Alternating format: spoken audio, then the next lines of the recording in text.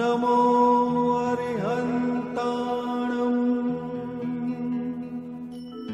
नमो सिद्धाणम् नमो आयर्याणम् नमो वज्जायाणम् नमो लोये सव्वसाहुणम् एसो पंच नमुक्कारो सव्वपावप्पणासनो मंगलाणं च सव्वेसिं परमं हवै मंगलम्। मन वाळ्યું વળે સદગુરુવરથી મન વાળ્યું વળે સદગુરુવરથી મન વાળ્યું વળે સદગુરુવરથી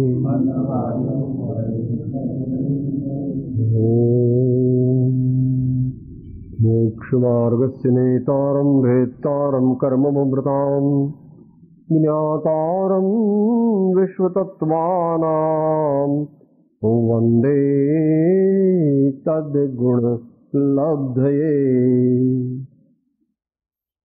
અજ્ઞાનતિમિરાન્ધાનાં જ્ઞાનાഞ്જનશલાકયા ચક્ષુઃ ઉન્મીલિतं येन તસ્मै શ્રી ગુરવે નમઃ। મંગલમય મંગલકરં વેતરાગ વેદન્યાન અમોતાહે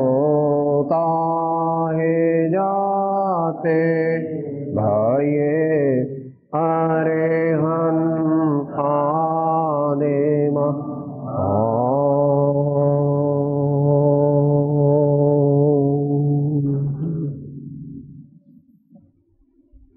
આત્મજ્ઞાન આત્મ સમાધિની પ્રાપ્તિ દ્વારા પૂર્ણ મોક્ષની પ્રાપ્તિનો ઉપાય બતાવે છે।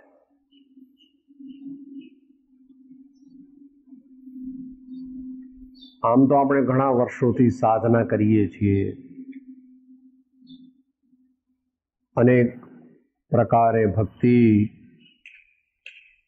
સ્વાધ્યાય, જાપ, તપ, નિયમ, વ્રત બધું કરીએ છીએ। એ બધાનો સાર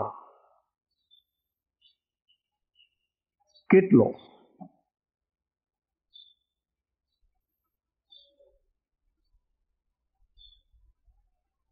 એક દ્રષ્ટાંત લઈએ। યુદ્ધ દરમિયાન યુદ્ધ થાય ત્યારે જે કોઈ દુશ્મન પાર્ટી હોય એના બ્રિજ ઉડાડી દેવા માટે સુરંગ મૂકવામાં આવે છે। સુરંગ મૂકવામાં આવે છે કારણ કે જો આખો પુલ જ ઉડાડી દેવામાં આવે તો એ લોકોને શસ્ત્ર સરંજામ ને ખાદ્ય સામગ્રી મળે નહીં અને એમને એ દુશ્મન પરાજિત થઈ જાય। એમાં જે ચાંપવામાં આવે છે સુરંગ, એ તો બહુ દૂરથી ચાંપવામાં આવે છે। એ સુરંગ જ્યારથી ચંપાઈ, સુરંગ ચાંપે ને ત્યાંથી સળગતી સળગતી સળગતી સળગતી સળગતી સળગતી સળગતી સળગતી સળગતી સળગતી સળગતી સળગતી જ્યાં આગળ એનો દારૂગોળો ભર્યો હોય ત્યાં આગળ આવે અને તે વખતે એનો મોટો વિસ્ફોટ થાય અને આખો બ્રિજ ઉડી જાય।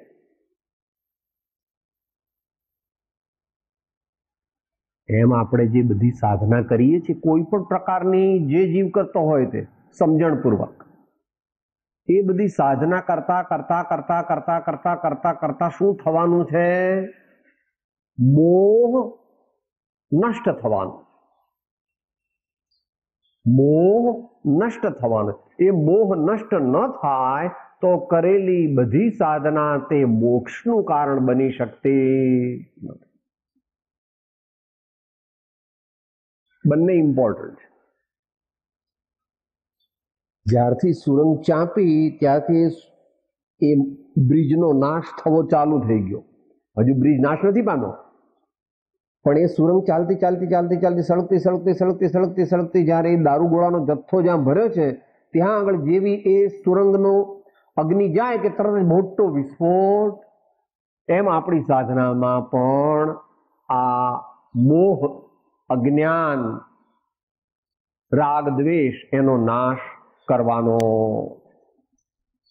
એટલે એના માટે મોટું કામ હોવાને લીધે અનેક પ્રકારની એમાં યોગ્યતા જોઈએ, અનેક પ્રકારના સાધન જોઈએ. એ બધા આપણે જાણીએ છીએ સામાન્ય, અને એનું આપણે સાધન પણ કરીએ છીએ અને દરેક રીતે પ્રયત્નશીલ છીએ કે ભાઈ મારો આત્મા કેમ કરીને મોહ, રાગ, દ્વેષથી છૂટે અથવા સમભાવમાં આવે, સમાધિમાં રહે અને અલ્પકાળમાં પરમ પદને પામે.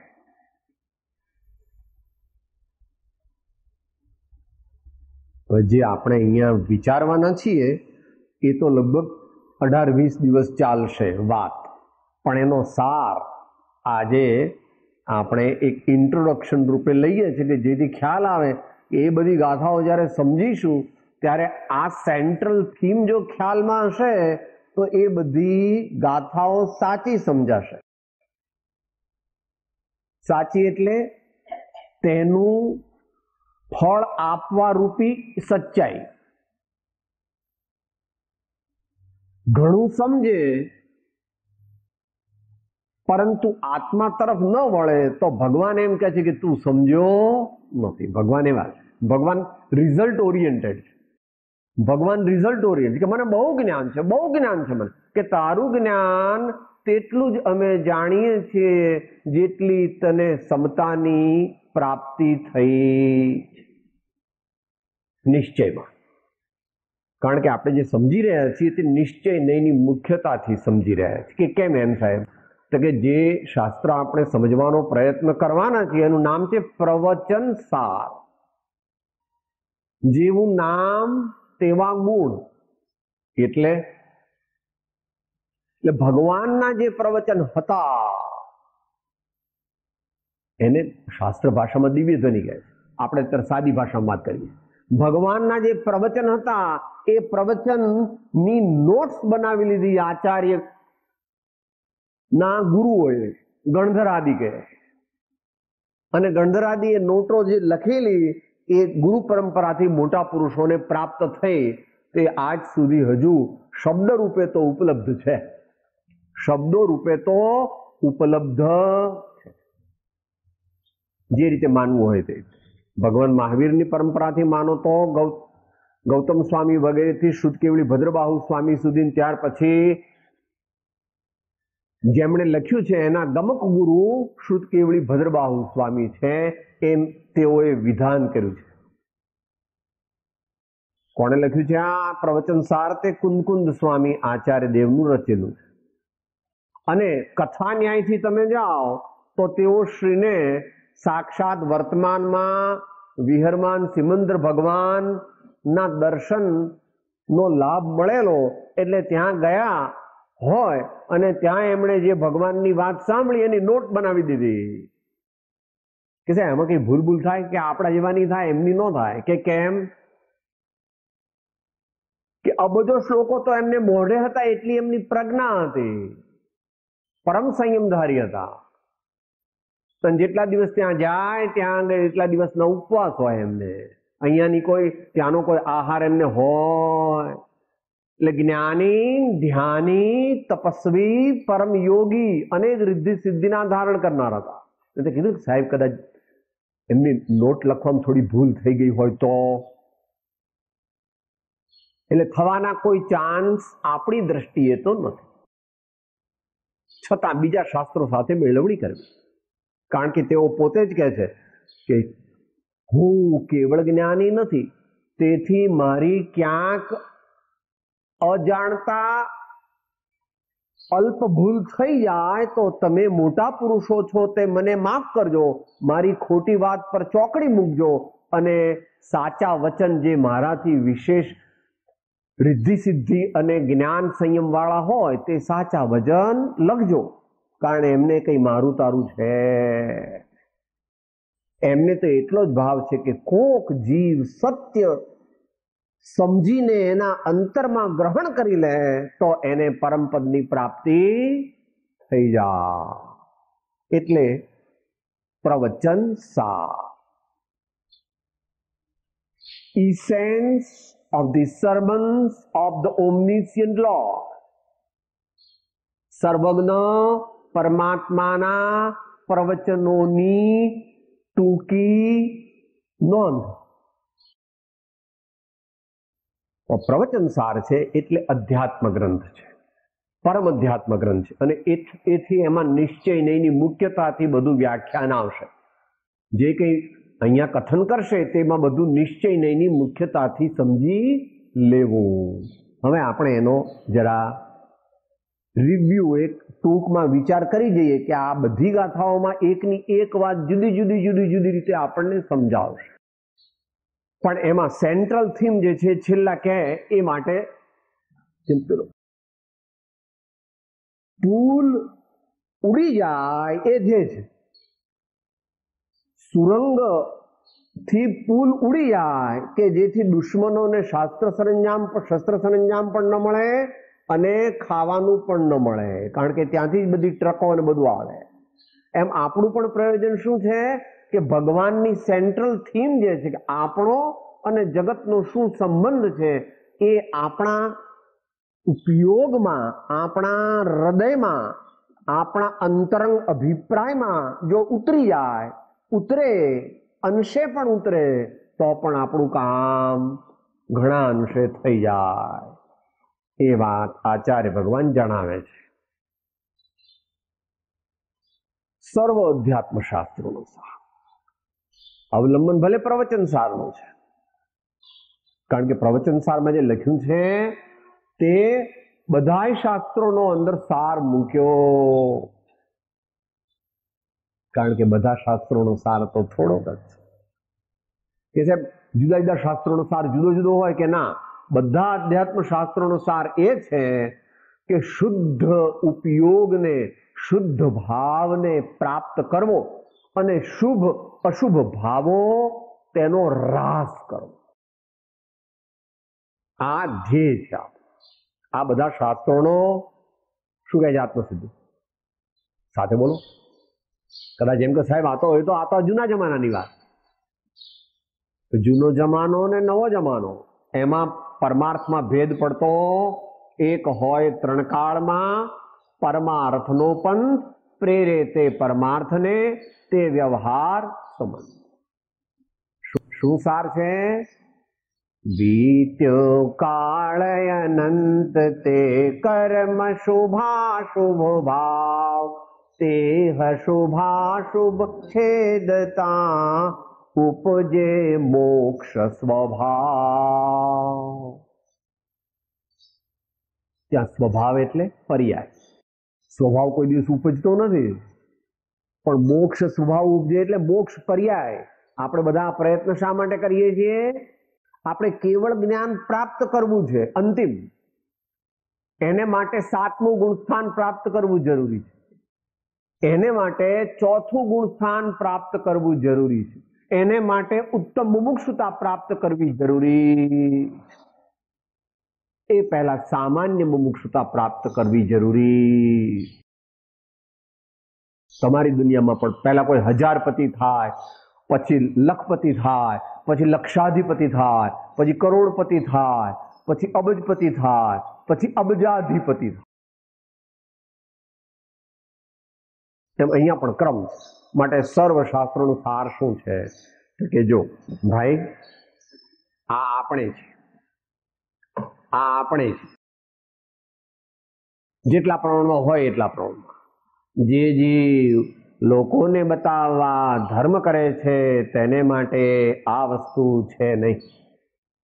જે કોઈ જીવ અંતરથી મોક્ષને ઈચ્છતો ન હોય, કોઈ લોક સંજ્ઞાથી કે કોઈ ઓગ સંજ્ઞાથી ધર્મ કરતો હોય તેને આ વસ્તુ લાગુ પડતી નથી, કારણ કે એને માટે તો આ બધું તે માત્ર કલ્પના છે.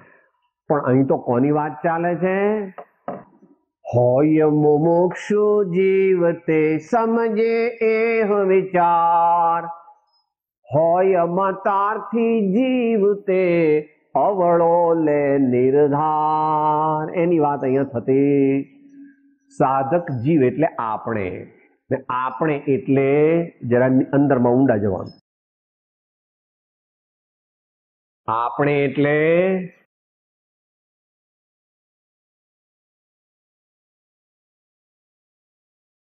જે દ્રષ્ટા છે દ્રષ્ટિનો, ને જે જાણે છે રૂપ, અબાધ્ય અનુભવ જે રહે તે છે મુજ સ્વરૂપ, તે છે નિજ સ્વરૂપ, તે છે જીવ સ્વરૂપ. જીવ સ્વરૂપ.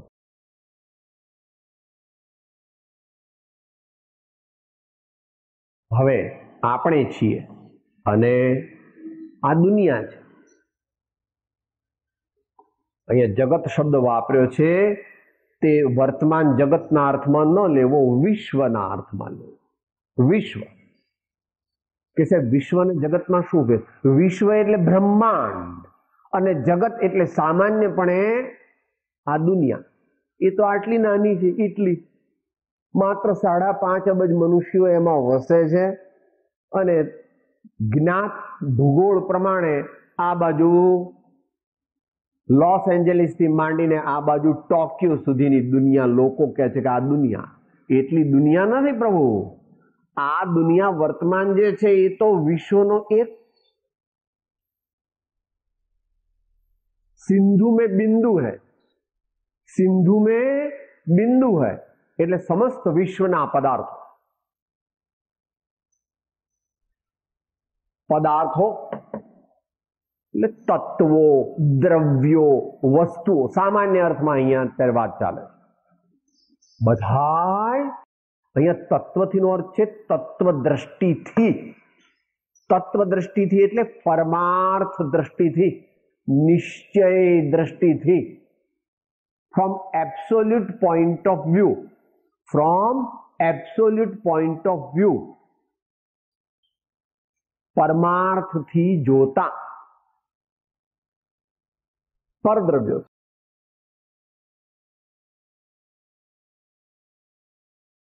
આ સ્વદ્રવ્ય અને આ પરદ્રવ્યો.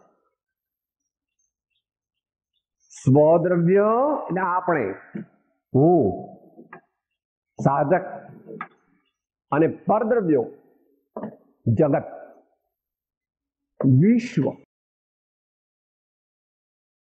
એમાં બધું આવી ગયું. એમાં કહેશે શું શું આવી ગયું, આગળ કહેશે. આખું વિશ્વ આવી ગયું એમાં. અહીંયા સામાન્ય ચર્ચા કરી છે, સૂક્ષ્મ ચર્ચા તો આચાર્ય મહારાજ કરશે, એક એક એક એક જુદું કરીને. તો કે સાહેબ મારો આ દુનિયા સાથે શું સંબંધ છે? મારો આ દુનિયા સાથે શું સંબંધ છે? તો કે પહેલા દુનિયા જે છે એનું ગ્રોથ સ્વરૂપ જાણ. દુનિયા એટલે તું જેને દુનિયા કહે છે તે. કારણ કે તારો પ્રશ્ન પૂછવાનું પ્રયોજન શું છે? સાહેબ આ પૈસા મારા કે નહીં? સાહેબ અમે તો છે ને 12 મહિનાનું ભરી લઈએ બધું, કોક વાર એવું લાગે તો 2 વર્ષનું ભરી લઈએ. આ ગૃહસ્થ હોય તો સહધર્મચારિણી, આ દીકરા કહેતા દીકરા દીકરી જમાઈ ભાણિયા ભત્રીજા બધું અંદરમાં આવી જાય. આ દુનિયા જેની પાછળ અત્યારે જે આ યુગ કહેવાય કે આ દુનિયા અત્યારે ભગવાન કોણ છે?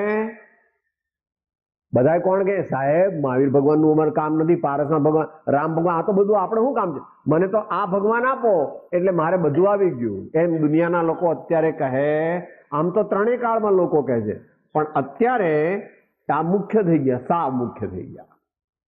આમ તો દુનિયામાં અનાદિકાળથી એની મુખ્યતા તો છે જ, પણ અત્યારે વધારે મુખ્યતા થઈ ગઈ. પછી આ પાસે જે આપણને લાગે છે કે આ હું છું, મોટું માથું, મોટી મૂછો, હા, ધમધમ ચાલે એવા પગ, એક કોઈને લાફો મારે તો 32 તૂટી જાય એવા હાથ, આવું બધું. અને જે દેખાતું નથી એવું પરદ્રવ્ય એ ભગવાને બતાવ્યું છે. એનું મૂળ સ્વરૂપ લેવું અને ઉપસ્વરૂપ પણ લેવું. મૂળ સ્વરૂપ તે યશ કીર્તિ નામ કર્મના પૂદગલ પરમાણુ. આનું મૂળ સ્વરૂપ શું? યશ કીર્તિ નામ કર્મના સૂક્ષ્મ પૂદગલ પરમાણુ. અને એનું ઉપસ્વરૂપ શું? આ જય જયકાર લોકો બોલે, મોટા મોટા હાર ચડાવે, મહારાજની જય, મહારાજની જય એવું કરે, ઊંચા આસને બેસાડે, વગેરે વગેરે વગેરે, પૂજા કરે વગેરે. આદિ કહેતા બીજા પણ સમજી લેવા. આ બધામાં જ્યારે મારાપણાની માન્યતા થાય ત્યારે જીવને અશુભ ભાવ હોય. આ બધું મારું છે એવો ભાવ તે અશુભ ભાવ. સિદ્ધાંતથી વાત ચાલે. પાછા સિદ્ધાંત અધ્યાત્મની મેળવણી કરી લીધી કે રામ ભગવાન સીતા માતાને પોતાના માને તો શુભ ભાવ કે અશુભ ભાવ? કે રામ ભગવાન રાજા છે ત્યારે પણ સીતા માતાને પોતાના ધર્મપત્ની માનતા નથી, માટે તારી આર્ગ્યુમેન્ટ વિથસ્ટેન્ડ જ થતી નથી. રામ કે ઋષભદેવ પોતાના દીકરા દીકરી કે મહેલ કે રાજાપણાને કદાપી પોતાના માને નહીં, કારણ કે તેમને ક્ષાયિક સમ્યક્ત્વ કે ભૂલથી કદાચ કોકવાર માને, કોકવાર પણ ન માને, બોલે ખરા પણ માને.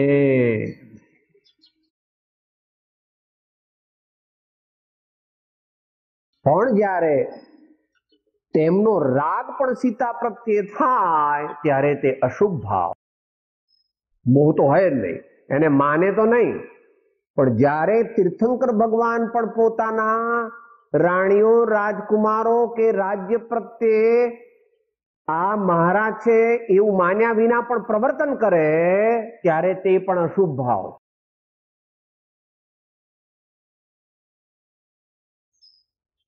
સિદ્ધાંતની અપેક્ષાએ વાત ચાલે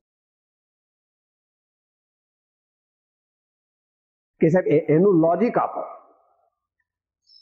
ભગવાનને આ રાણીઓ, કારણ કે ભગવાન છે જે બેઠા છે અહીંયા, એમને 96,000 રાણીઓ હતી, રાજા હતા શાંતિનાથ ભગવાન. તો એ બધાને એ પોતાની માનતા નહોતા એમ તમે કહો છો, પણ છતાં પ્રવર્તન કરતા હતા. તો તે પ્રવર્તન કરતા હતા તે વખતે તમે એમ કહો છો કે એ અશુભ રાગ હતો, એ તમે પુરવાર કરી આપો કે ભાઈ જો તે અશુભ રાગ ન હોત તો જ્યારે તેઓએ દીક્ષા લીધી ત્યારે તે પરદ્રવ્યોનો સર્વ પ્રકારે ત્યાગ કરત નહીં. ભગવાને શા માટે મહેલ વગેરે છોડ્યા? કારણ કે તે અશુભ ભાવના નિમિત્ત છે, માટે તેને છોડ્યા અને પંચ મહાવ્રત આદિને ગ્રહણ કર્યા. ભગવાનને તીર્થંકરને છેલ્લા ભવમાં કોઈ પ્રત્યક્ષ ગુરુ હોતા નથી. આગલા ભવોમાં એમને ગુરુઓના ચરણની સેવા કરી હો. આ તો તેમ પૂછ્યું ને કે સાહેબ એ અશુભનું નિમિત્ત છે એમ કેમ કહો છો? ભાવ સિદ્ધાંતની અપેક્ષાએ અશુભ છે. આ બધાના આશ્રયથી જે ભાવ થાય તે અશુભ હોય છે. જો અશુભ હતું એટલે જ ભગવાને મુનિપણું ગ્રહણ કર્યું અને સર્વ પ્રકારે નિષ્પાપ થઈ ગયા. પહેલેથી નિષ્પાપ હતા, પણ સર્વ પ્રકારે નિષ્પાપ નહોતા. સર્વ પ્રકારે નિષ્પાપ થવા માટે તેમણે હવે આ જગતના બીજા પણ પદાર્થો છે, એ પણ પરદ્રવ્ય છે. જગતના બીજા પદાર્થો જે છે એ પણ પરદ્રવ્ય છે. ભગવાન તે પરદ્રવ્ય છે, સદગુરુ તે પણ પરદ્રવ્ય છે, શાસ્ત્રજી પણ પરદ્રવ્ય છે, વગેરે બીજા જે અવલંબન છે, મંદિર વગેરે, એ પણ પરદ્રવ્ય છે. પરંતુ તેનું અવલંબન ઉપયોગમાં જીવ લે ત્યારે તેને જે ભાવ થાય એને શુભ ભાવ કહેવામાં આવે છે. અને એ અશુભ ભાવ અને શુભ ભાવ એ બંને તે આશ્રવ તત્વ ગણવામાં આવે. આશ્રવ બંધ એટલે હેય તત્વ ગણવામાં આવે. પણ એની છૂટવાનો જે વિધિ છે એ સિદ્ધાંતથી જાણવો. અત્યારે એ વિષય આપણે લેતા ક્રમ જે છે એ આપણને સમાધિ શતકમાં બતાવ્યો છે. જ્યારે જીવ ધર્મમાં ખરેખર ચાલે ત્યારે પહેલા અશુભ રાગ છૂટે અને પછી આગળ જતા શુભ રાગ છૂટે, એવો એનો ક્રમ છે. એવો એનો ક્રમ છે. એ તીર્થંકર પણ સ્વીકારે છે કે એ કેવી રીતે, કે ભગવાન પંચ મહાવ્રતને સ્વેચ્છાએ ગ્રહણ કરે છે. ભગવાન પંચ મહાવ્રતને પોતે સ્વેચ્છાથી બુદ્ધિપૂર્વક ગ્રહણ કરે છે અને પછી આગળ જતા એ વ્રતનો વિકલ્પો સમાધિમાં એમને રહેતો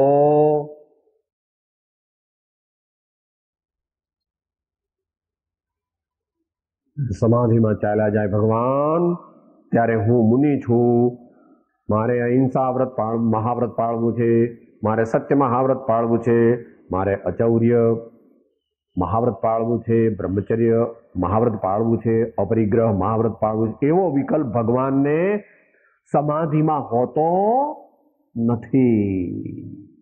તો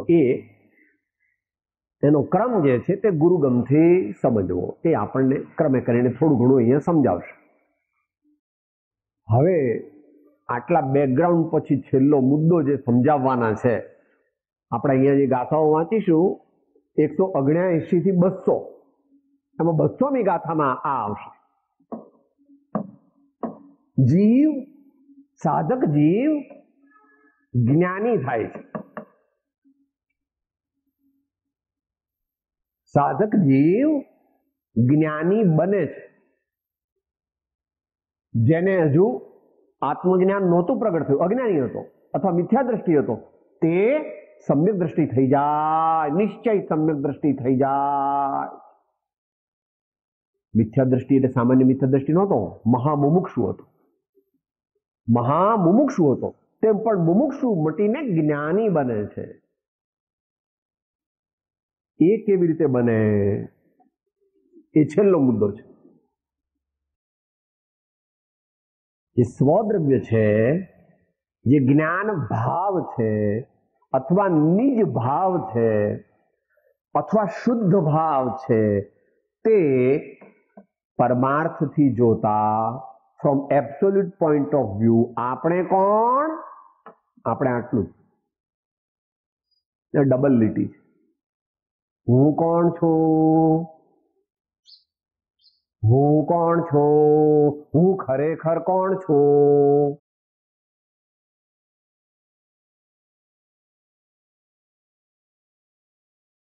હું કોણ છું? કે આવું 3-4 વાર શા માટે બોલવું? આવી અંતરમાં પરિણતિ થાય તો જ જગતના પદાર્થો જ્ઞેયરૂપ ભાસે. જગતના પદાર્થો જ્ઞેયરૂપ ભાસે. અત્યારે કેવા લાગે છે? સાહેબ જમવા બેસું તો મને બહુ મજા આવે, હલવો, પૂરી, ફરસાણ, ચટણી. સાહેબ શું થયું?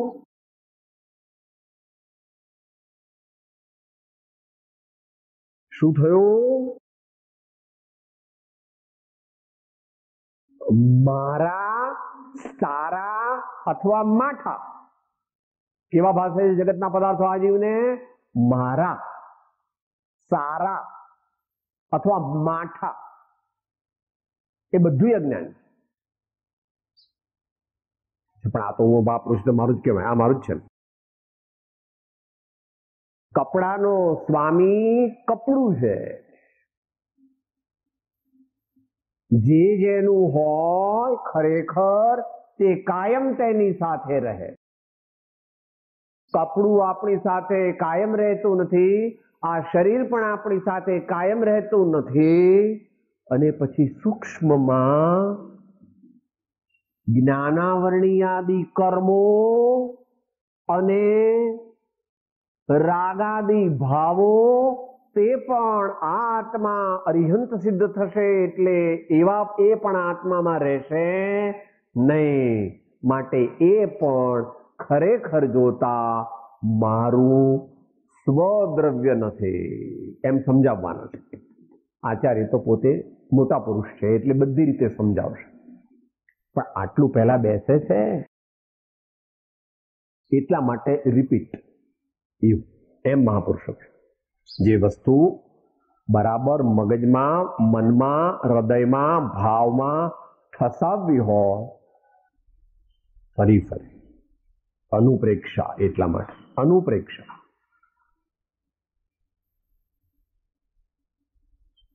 મહાવીર ભગવાન ચાર જ્ઞાનના સ્વામી શુદ્ધોપયોગી મુનિ થયા પછી 4515 દિવસ સુધી જ્ઞાયક ભાવનો અભ્યાસ કરતા હતા. જ્ઞાયક ભાવ પૂર્ણપણે પ્રગટે એનો અભ્યાસ કરતા હતા. જ્ઞાયક ભાવ તો અંશે તો આગલા ભાવથી લઈને આવેલા ક્ષાયિક સંકેતી હતા. અને એવા મુનિ હતા કે મુનિ થતા 4 જ્ઞાન પ્રગટી ગયા, પણ તોય હજુ કેવળ જ્ઞાન નહોતું પ્રગટ્યું. થોડી હજુ કસર હતી. એટલે ભગવાન એકલા, ભાઈ આપણને દરરોજ પદ સંભળાવે છે ને, ધ્યાન ધરીને એકલા ઉભા 24 માંજીન રાજ, કર્મ ખપાવા ધ્યાન ધરે છે, કર્મ ખપાવા સાધના કરે છે, કર્મ ખપાવા તપસ્યા કરે છે, ઘોર જંગલની માય કે ઉભા 24 માંજીન રાજ, કે ઉભા 24 માંજીન રાજ. એટલે ભગવાન શું કરતા હશે? તેઓ જે કરતા હતા તે તો અવક્તવ્ય છે મુખ્યપણે, પણ છતાં જ્યારે છઠ્ઠા ગુણસ્થાનમાં હતા ત્યારે તેઓ જે કરતા હતા એ વક્તવ્ય છે. ભગવાન એષણા સમિતિ પૂર્વક આહાર કરતા, ઈર્યા સમિતિ પૂર્વક વિહાર કરતા. ધ્યાનમાં ભગવાન કેમ ધ્યાન કરતા? એ પણ ભગવાનનું પણ ધ્યાન કરતા. યાદ રાખો,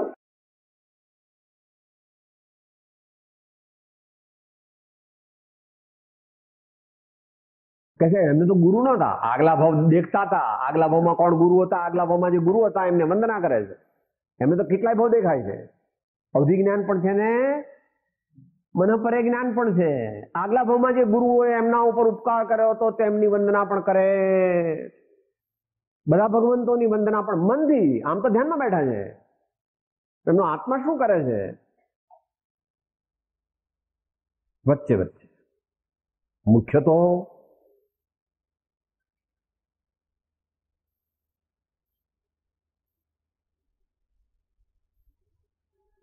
निज ज्ञान स्वभाव का अवलंबन एवं स्थिरता. निर्मल ज्ञान का अवलंबन, निर्मल ज्ञान में स्थिरता, ऐसा भगवान करते. इससे आगे क्या करते हैं वो हमारे ज्ञान का विषय नहीं है, क्योंकि समाधि है वो वाणी का विषय नहीं है. शुद्ध भाव वाणी का विषय नहीं है, अनुभव का विषय। तो આપણે આટલું ઇન્ટ્રોડક્શન રૂપે સમજ્યા કે આ બધી ગાથાઓ વાંચીશું, એ બધી ગાથાઓ વાંચીને તાર નક્કી શું કરવું છે? આ દુનિયાના કોઈ પદાર્થ તેનો હું સ્વામી નથી. આ દુનિયાના એક પણ પદાર્થનો હું સ્વામી નથી. મારે અને વિશ્વને સહજ જ્ઞેય જ્ઞાયક સંબંધ છે. મારે અને વિશ્વને સહજ જ્ઞેય જ્ઞાયક સંબંધ છે. મારા આત્મામાં બધું દેખાય છે, જણાય છે, પણ મારા આત્માનું એ બની જતું દુનિયાનો કોઈ પદાર્થ મારો હતો નહીં, અત્યારે છે નહીં અને ભવિષ્યમાં બનવાનો નથી. આવું જો આપણા અંતરમાં બેસે તો આપણને फटाफट मोक्ष मिले. तू कहे ना साहब फटाफट मोक्ष જોઈએ છે, ऐसा होता नहीं प्रभु.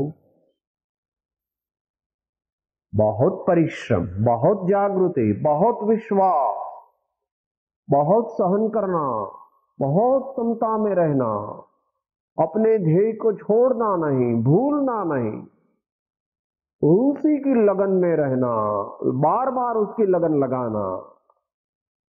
ऐसा जब होगा तब चारित्र मोहनी नष्ट होगा, तब केवल ज्ञान प्रकट होगा.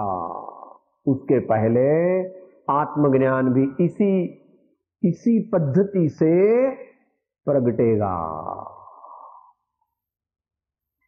जे भाव थी आत्मज्ञान प्रगटे छे, तेज भाव थी मुनिपणु प्रगटे छे, અને તેજ ભાવથી કેવળ જ્ઞાન પ્રગટે છે. એને શુદ્ધ ભાવ અથવા શુદ્ધ ઉપયોગ કહેવામાં આવે. અને તે ત્રણેય કાળમાં એક જ છે. ક્વોલિટેટિવલી એક જ રૂપ હોય છે, ક્વોન્ટિટેટિવલી એની તરતમતા ગુણસ્થાન અનુસાર હોય. તરતમતા એની ગુણસ્થાન અનુસાર હોય. ચોથે ગુણસ્થાને પણ શુદ્ધોપયોગ છે, એને શુદ્ધ ભાવ કહેવામાં આવે. પાંચમા ગુણસ્થાને પણ, છઠ્ઠે ને સાતમે પણ છે અને 12મે પણ છે. આ બધામાં શુદ્ધોપયોગ. 13મે શુદ્ધોપયોગ નથી, શુદ્ધોપયોગનું ફળ. કે ભગવાન શુદ્ધોપયોગમાં હોય કે ના? ભગવાન સ્વભાવ ભાવમાં હોય. ભગવાન તો મુનિ હતા ત્યારે શુદ્ધોપયોગમાં હતા. પછી કે ભગવાન હોય તે શું કરે? કે ભગવાન કઈ ન કરે. ભગવાન ક્ષણે ક્ષણે અનંત આનંદનો અનુભવ કરે.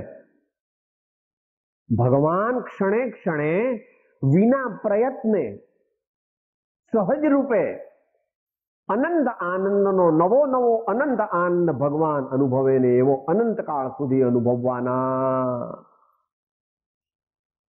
આવું જે સ્વીકારે છે તેને સમ્યક દર્શન પ્રગટે. સુખ અધિકારમાં એવી રીતે લીધું છે.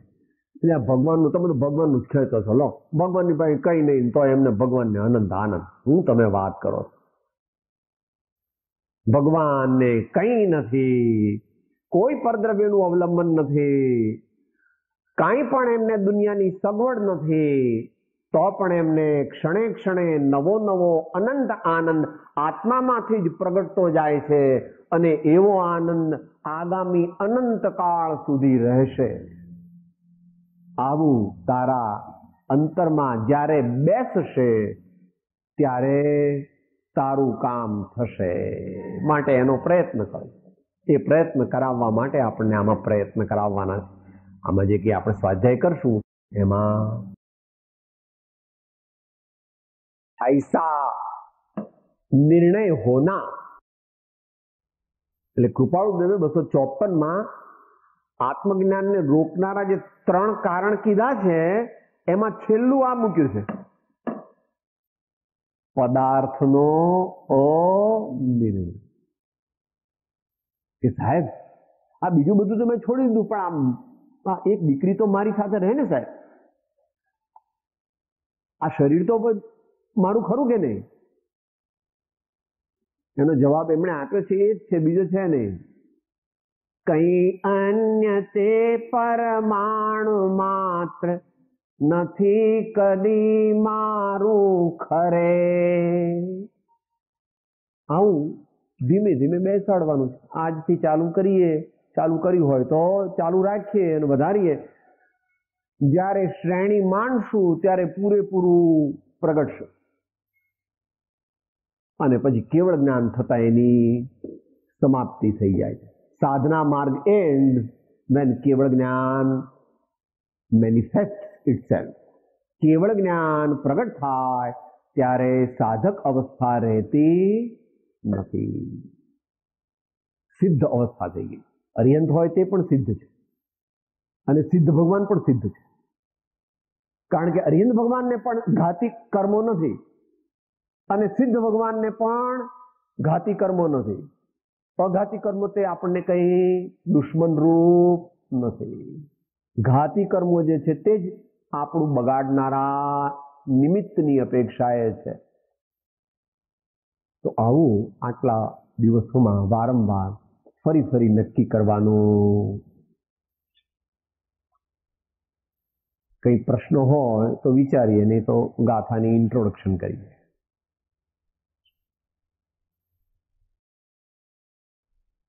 આપણો પરમાર્થથી વિશ્વના પદાર્થો સાથે શું સંબંધ છે? તો ભગવાન આચાર્ય દેવ એ 200મી ગાથા જ્યારે આવશું ત્યારે કહેશે, એ રીત તેથી આત્મને જ્ઞાયક સ્વભાવે જાણીને પરિવર્જુ છું હું મમત્વ, પરિવર્જુ છું હું મમત્વ, નિર્મમ ભાવમાં હું સ્થિર રહું. આનું બીજું નામ છે, આના હજારો નામ છે.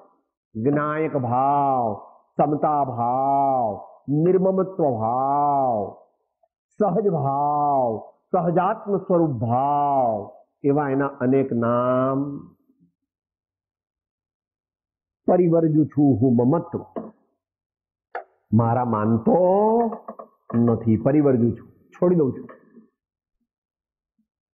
નિર્મમ ભાવમાં હું સ્થિર રહું. ત્યાં અધ્યાય પૂરો થઈ જાય છે. ત્યાં અધ્યાય પૂરો થઈ જાય છે. પ્રવચન સાર ગાથા 200. આ પ્રમાણે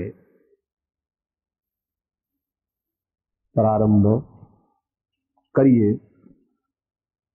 179 ગાથા છે. સીધો સંબંધ નથી, પણ પૂર્વાપર સંબંધ માટે આપણે એ ગાથાને લીધેલી છે.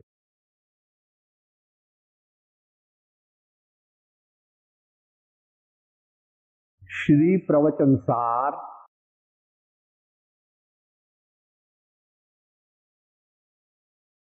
ગાથા 179.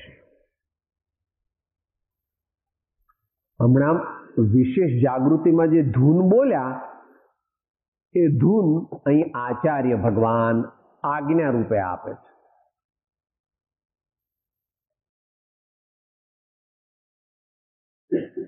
વૈરાગ્ય અને અભ્યાસ. ગુજરાતી સાથે બોલીએ.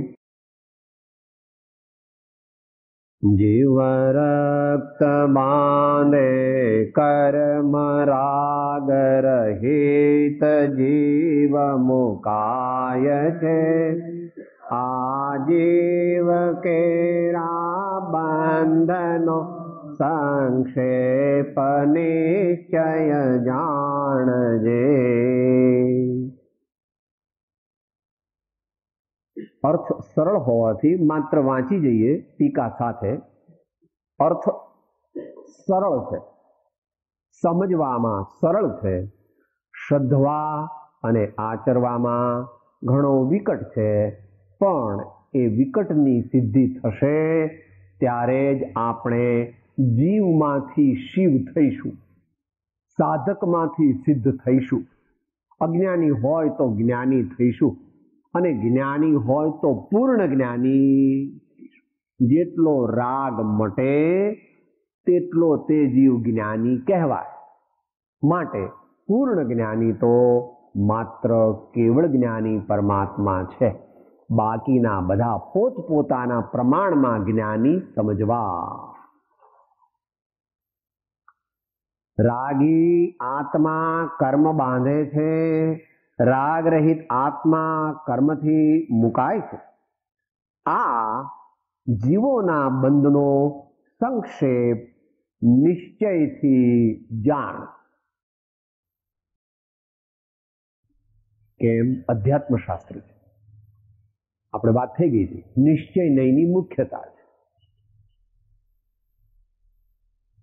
માટે ઉપયોગ અને અભિપ્રાય તે જ બંધના કારણ લીધા કે સાહેબ હું કોઈને ગાળ દઉં તો મને બંધ થાય કે ન થાય? કે ગાળ દીધી, એ શબ્દો બોલ્યો, એ બંધનું મુખ્ય કારણ નથી, પણ ગાળ દેવાના ભાવ કર્યા, નિંદા કરવાના ભાવ કર્યા, એ મુખ્ય બંધનું કારણ છે. અને તું અપશબ્દ બોલ્યો, એ અપશબ્દ તો ગૌણ બંધનું કારણ છે. એ અહીંયા લીધું નથી, એ પણ ગૌણ બંધનું કારણ છે કે નહીં? કેવી રીતે છે? બરાબર. મિથ્યાત્વ, અવિરતિ, પ્રમાણને કશાય આ બધા આત્માના ઉપયોગમાં ગયા. અને યોગ જે છે એ પણ ભગવાને સંસારી જીવને બંધનું કારણ કહ્યું. સંસારી જીવને યોગની પ્રવૃત્તિ રાગ વિના હોય નહીં. સંસારી જીવને યોગની પ્રવૃત્તિ રાગ વગર હોય નહીં, સિદ્ધાંતની અપેક્ષા. જ્યાં સંપૂર્ણ વીતરાગતા હોય ત્યાં સંસાર અવસ્થા હોય નહીં. કે સાહેબ ભગવાન દિવ્ય ધ્વનિ થી બોધ આપે તો એમને બંધ થાય કે ન થાય? તો કે કેમ ન થાય? કારણ કે ભગવાનને દિવ્ય ધ્વનિથી જગતના જીવોને કલ્યાણ કરવું એવો તે વખતે રાગ હોતો નથી. કે હોય? ભગવાન જગતના જીવોનું કલ્યાણ કરવાનો રાગ તો જ્યારે એમને તીર્થંકર નામકર્મ બંધાણું ત્યારે હતો, પણ કેવળ જ્ઞાન થયા પછી આ જીવોનું હું કલ્યાણ કરું એવો રાગ ભગવાનને હોતો. ભગવાન વીતરાગ, સંપૂર્ણ વીતરાગ. કેવી રીતે સ્તુતિ કરીએ છીએ આપણે? શૈલી કૃપાઉદયના વચનામૃતમાં શીયેલી શૈલીજાત્માને વિકારમય થવાનો અનંતાંશ પણ રહ્યો નથી. ભગવાનને કેટલો રાગ હોય? શીયેલી શૈલીજા આત્માને રાગનો અનંતાંશ પણ રહેતો. માટે અહીંયા કહે છે જે જીવ રાગ કરે છે તે બંધાય છે. જે જીવ વીતરાગી છે અથવા રાગ વગરનો છે, કોક વારાને માટે વૈરાગ્ય શબ્દ પણ વાપરવામાં આવે તો ત્યાં વીતરાગતા એવો અર્થ કરવો. હવે ટીકાકાર આચાર્ય મહારાજ આપણને એની એ વાત બે ત્રણ રીતે સમજાવશે. ગુજરાતી. રાગ પરિણત જીવ જ નવા દ્રવ્ય કર્મથી બંધાય છે, વૈરાગ્ય પરિણત બંધાતો નથી. વૈરાગ્ય પરિણત એટલે આગળ સમજાવવાના છે. શુદ્ધ ભાવ રૂપે પરિણમેલો રાગ વગરનો. અહીંયા એમ કીધું વૈરાગ્ય પરિણત બંધાતો નથી. વૈરાગ્ય પરિણત બંધાતો નથી એટલે કરો ટ્રાન્સલેશન. આજ સવારે બોલ્યા હતા ભક્તિમાં. જ્ઞાન ધ્યાન વૈરાગ્યમય ઉત્તમ જહા વિચાર, તે ભાવે શુભ ભાવના, તે ઉતરે ભવ પાર. શુભ ભાવ કીધો છે, પણ ત્યાં શુભ ભાવનો અર્થ શુદ્ધ ભાવ લેવો. અને શુભ ભાવ એવી રીતે અર્થ કરવો હોય ત્યારે ગુણસ્થાન પ્રમાણે વિચારણા કરવી. ગુણસ્થાન પ્રમાણે ચોથા ગુણસ્થાને વૈરાગી છે, પાંચમા ગુણસ્થાને વૈરાગી છે, છઠ્ઠા ગુણસ્થાને વૈરાગી છે, અને મુમુક્ષુ પણ વૈરાગી છે કે નહીં? મુમુક્ષુ વૈરાગ હોય કે ન હોય? હોય જ. હજુ પરમાર્થ વૈરાગ્ય નથી, પણ વૈરાગ્ય હોય જ. અને જો વૈરાગ્ય ન હોય તો તેને આત્મજ્ઞાન થવાનું નથી. કે સાહેબ મુમુક્ષુને વૈરાગ હોય કે હા હોય, એને એની પદવીને અનુરૂપ હોય. કે સાહેબ ન હોય તો કે ન હોય તો એને આત્મજ્ઞાન કોઈ દી ભવિષ્યમાં પણ પ્રગટ થવાનું નથી. ત્યાગ વિરાગ ન ચિત્તમાં થાય ને તેને જ્ઞાન, અટકે ત્યાગ વિરાગમાં તો ભૂલે નિજ ભાન. વૈરાગ્ય પરિણત બંધાતો નથી, એક રીતે કીધું. બીજી રીતે કહે રાગ પરિણત જીવ નવા દ્રવ્ય કર્મથી મુકાતો નથી, વૈરાગ્ય પરિણત જ મુકાય છે. અહીં શું કીધું? કયું તત્વ મુખ્ય લીધું? સંવત. અહીં કયું તત્વ લીધું મુખ્ય? સંવત. અહીંયા બંધાતો નથી એટલે બંધ તત્વ પણ આવી ગયું, પણ બંધ થતો નથી એટલે કે સંવર થાય. આશ્રવ થતો નથી, સંવર થાય છે. બંધ થતો નથી. યથાપદ વિસંવર સાથે નિર્જરા પણ હોય જ. સંવર નિર્જરા સાથે થાય. કયું સૂત્ર?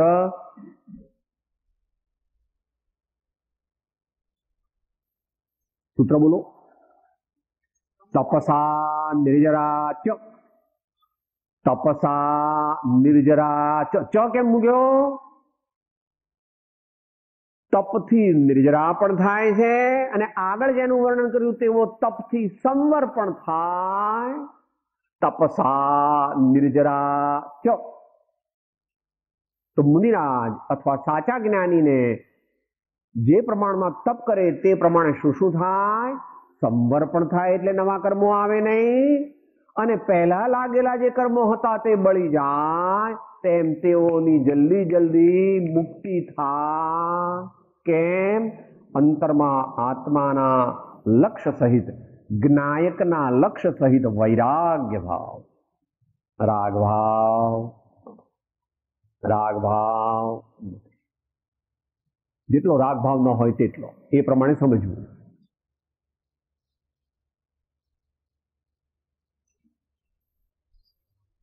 એ હવે કઈ સમજાવવું ન પડે. રાગનો અભાવ કેટલો સમજવો? ગુણસ્થાન પ્રમાણે સમજવો. કર્ણાની યોગમાં અધ્યાત્મ શાસ્ત્રોમાં જ્ઞાનીને રાગ નથી એમ કહે છે. જ્ઞાનીને રાગ હોતો નથી એમ અધ્યાત્મ શાસ્ત્રો કહે. પણ એને પૂરું સમજવા માટે જ્ઞાની તો ચોથા ગુણસ્થાને, પાંચમા, છઠ્ઠા, સાતમા, આઠમા, નવમા, દસમા, 11મા ને 12મા ગુણસ્થાને જ્ઞાની છે. માટે એને માટે સિદ્ધાંતમાં જવું પડે. જગન્ય જ્ઞાની એ ચોથા ગુણસ્થાને, મધ્યમ જ્ઞાની તે પાંચમા અને છઠ્ઠા ગુણસ્થાને, અને ઉત્તમ જ્ઞાની તે 7માથી 13મા ગુણસ્થાને, અને ઉત્તમોત્તમ જ્ઞાની તે 12મા ગુણસ્થાને, અને અનંત જ્ઞાની તે 13મા ગુણસ્થાને. ખ્યાલ આવ્યો? એનું લોજિક આપો. ચોથા ગુણ સ્થાને અવિરત હોવાને લીધે તેને જગન્ય જ્ઞાની કહ્યો. પાંચમા છઠ્ઠા એ જો કે તેમને સંયમ છે છતાં પણ પ્રમાદ છે, માટે મધ્યમ જ્ઞાની કહ્યા. સાતમા ગુણ સ્થાને અજ્ઞાન પણ નથી, પ્રમાદ પણ નથી, અને બુદ્ધિપૂર્વકનો કોઈ પણ રાગ નથી, માટે ઉત્તમ જ્ઞાની છે. છતાં અબુદ્ધિપૂર્વકનો રાગ છે. અને 12મે ગુણ સ્થાને કોઈ પણ પ્રકારનો રાગ નથી, માટે એનું નામ શું? છદ્મસ્થ વીતરાગ, અથવા યથાખ્યાત ચારિત્રવાન મુનિ મહારાજ. અને 13મા ગુણ સ્થાને જ્ઞાની નથી. 13મા ગુણ સ્થાને પૂર્ણ જ્ઞાની, અનંત જ્ઞાની પરમાત્મા છે. એને પછી અંતરાત્મા કહેવામાં આવતા. કે ભગવાન અંતરાત્મા કહેવાય કે ન કહેવાય? મહાવીર ભગવાનને કેવળ જ્ઞાન થઈ જાય પછી અંતરાત્મા ન કહેવાય. અંતરાત્મા તો સાધક હોય. ભગવાન જે છે તે અંતરાત્મા નથી. ભગવાન કેવા છે? ભગવાન પરમાત્મા. કે સાહેબ ભગવાન ધ્યાન કરે કે નહીં? સામાયિક કરે? ભાઈ ભગવાન ન કરે સામાયિક. ભગવાન સામાયિક ન કરે. ભગવાન સામાયિકનું ફળ નિરંતર ભોગવે. કે ભગવાન બ્રહ્મચર્ય પાળે? કે ભગવાન બ્રહ્મચર્ય પાળે એવું કહેવું તે ઔપચારિક છે. ભગવાનને બ્રહ્મચર્ય, પૂર્ણ બ્રહ્મચર્યનું ફળ એવો અનંત આનંદ હોય.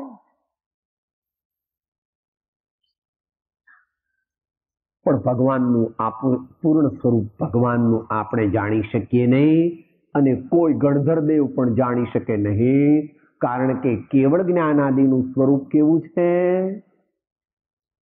કેવળ જ્ઞાનનું સ્વરૂપ આપણે જાણી શકીએ? પૂર્ણપણે ન જાણી શકીએ. આચાર્ય મહારાજ જાણી શકે? ન જાણી શકે. શુદ્ધ કેવળી ભદ્રબાહુ સ્વામી એ પણ ન જાણી શકે. કે કોણ જાણે? તો કે ભગવાન થાય તે જ જાણે. કે એનું લોજિક શું? કેમ ન જાણે?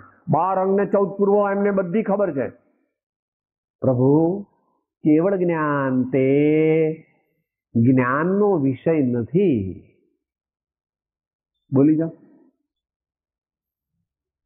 જે પદ શ્રી સર્વજ્ઞને દીઠું જ્ઞાનમાં, કહી શક્યા નહીં પણ તે શ્રી ભગવાન જો. તેજ સ્વરૂપને અન્ય વાણી તે શું કહે? અનુભવ ગોચર માત્ર રહ્યું તે જ્ઞાન જો. અપૂર્વવત એવો ક્યારે આવશે? હવે એની એ જ વાત આગળ કહે છે, સમય પણ પૂરો થાય છે. રાગ પરિણત જીવ સંસ્પર્શ કરતા સંબંધમાં આવતા એવા નવા દ્રવ્યક્રમથી અને ચિર સંચિત લાંબા કાળથી સંચય પામેલા એવા જૂના દ્રવ્યક્રમથી બંધાય જ છે, મુકાતો નથી. વૈરાગ્ય જીવ સંસ્પર્શ કરતા નવા સંબંધમાં આવતા એવા નવા દ્રવ્યક્રમથી અને ચિર સંચિત એવા જૂના દ્રવ્યક્રમથી મુકાય જ છે, બંધાતો નથી. માટે નક્કી થાય છે કે દ્રવ્યકર્મનો સાધકતમ હોવાથી રાગ પરિણામ જ નિશ્ચયથી બંધ છે. સમરી માટે નક્કી થાય છે કે કન્ક્લુઝિવલી સ્પીકિંગ, દ્રવ્ય કર્મનો સાધકતમ હોવાથી રાગ પરિણામ જ નિશ્ચયથી બંધ છે. Likes and dislikes, these types of bhavas are the causes of bondage from absolute point of view. નિશ્ચયથી બંધ એમ કરીને એ ગાથા 179માં એમ કહ્યું કે રાગ તે જ બંધનું કારણ છે, બીજા બધા તે બંધના કારણ નિશ્ચય નહીંથી નથી. વિશેષ યથાવસર આપણે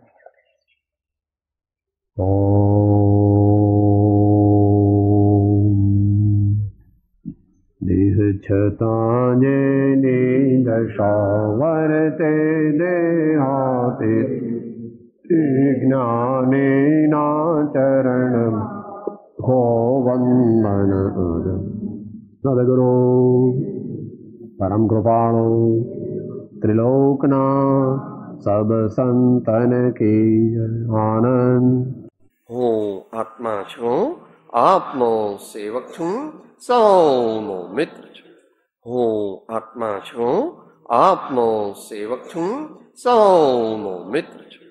હું આત્મા છું, આપનો સેવક છું, સૌનો મિત્ર છું.